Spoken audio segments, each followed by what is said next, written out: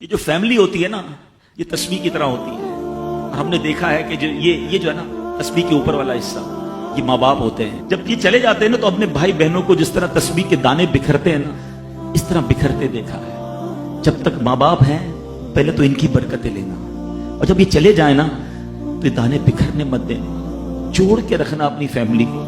یہ فیملی یہی تو پیار ہے زندگی میں۔ تھوڑے سے پیسوں کے لیے بھائی بہن لڑتے ہیں، جائیداد کے لیے بھائی بہن لڑتے ہیں، تھوڑے کاروبار کے لیے لڑتے ہیں، قربان کر دو کوئی بات نہیں، بھائی کو تھوڑا زیادہ چلا جائے، بہن کے میری بہن کے گھر میں ہی جا رہا ہے نا، یہ تیرا ہے، یہ میرا ہے، نہ کیا کرے۔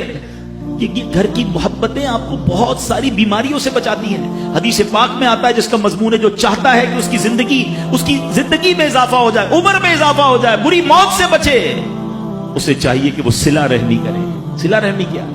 اپنے رشتہ داروں کے ساتھ اچھا سلوک، اور رشتہ داروں میں the closest family member جو ہے وہ بھائی بہن ہیں، وہ ماں باپ ہیں، بیوی بچے ہیں۔ ارے ان کو چھوڑ کر دنیا سے محبتیں جتا رہے ہو؟ نہیں میرے پیارے اسلامی بھائی، تو اپنی بچیوں کے ساتھ اور اپنی بہنوں کے ساتھ بالخصوص اچھا سلوک کرنا ہے۔ خوش نصیب ہے وہ بھائی جو بہنوں کا مان ہے، خوش نصیب ہے وہ جو والد جو اپنی بچیوں کے ساتھ اچھا برتاؤ کرتا ہے۔ بہنوں کی دعائیں بھائی کو بہت اوپر لے جاتی ہیں۔ خوش نصیب ہے وہ بھائی۔ اچھا ہمارے ایک اور نظام پتہ ہے کیا ہے کہ جب تک ماں باپ کے ساتھ رہ رہے ہیں تو چلے بھائی بہنوں میں پیار ہے، اب بھائی بہنوں میں شادی ہو گئی، سب کی شادیاں ہو گئی اور ماں باپ چلے گئے، تو اب نارملی لوگ اپنی بہنوں کو اگنور کرتے ہیں۔ اب یار میں تو اپنی بیوی کو دیکھوں گا، اپنے بچوں کو دیکھوں گا، اپنی کمائی کو دیکھوں گا۔ نہیں، اب بھائی کا کام ہے کہ وہ والد کا کردار ادا کرے، بہنوں کو یہ احساس دلائے کہ تمہارے ماں باپ چلے گئے ہیں مگر تمہارے بھائی زندہ ہیں، ہر مشکل میں تمہارے بھائی تمہارے ساتھ کھڑے ہوں گے۔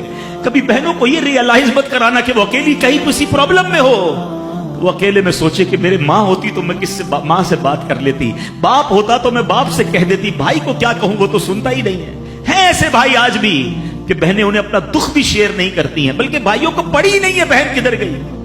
یہ مت کرنا۔ اگر تم اپنے ماں باپ کی روح خوش کرنا چاہتے ہو نا تو بھائی بہن جڑ کے رہو، بھائی بہنوں میں پیار رکھو۔ یہ پیسہ سب کچھ نہیں ہے۔ ارے جو کچھ میرے پاس ہے اگر میرا بھائی بہنوں پہ خرچ ہو جائے تو اس سے اچھی کیا چیز ہے؟ یہ یاد رکھے جو سوشل میڈیا پہ ہزاروں فرینڈ بنائے بیٹھے نا کہ میرے 5000 فرینڈ تو میرے 10,000 فرینڈ، کسی دن بستر پر پڑو گے نا اسپتال میں تو اس بستر کے کنارے تمہیں تمہارے بھائی بہن ہی نظر آئیں گے۔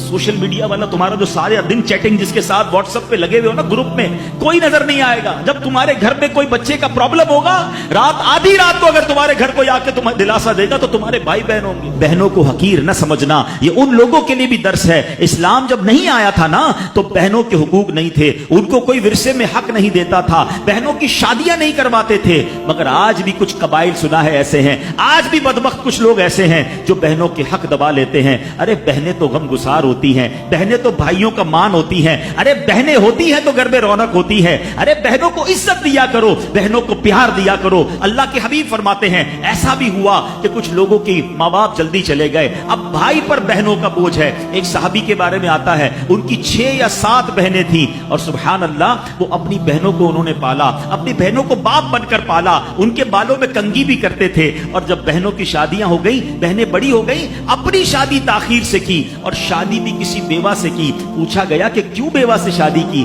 کہا میری بہنوں کو ایک ماں کی حاجت تھی، میں کوئی جوان لڑکی لے آتا تو بہنوں کا کیا ہوتا۔ اللہ اکبر، یہ صحابہ کا انداز۔ اور آج جو بہنوں کا حق دباتے ہیں، آج جو بہنوں کو ذلیل کرتے ہیں، نہ کرنا۔ ہمارا اسلام بہنوں سے محبت کا درس دیتا ہے۔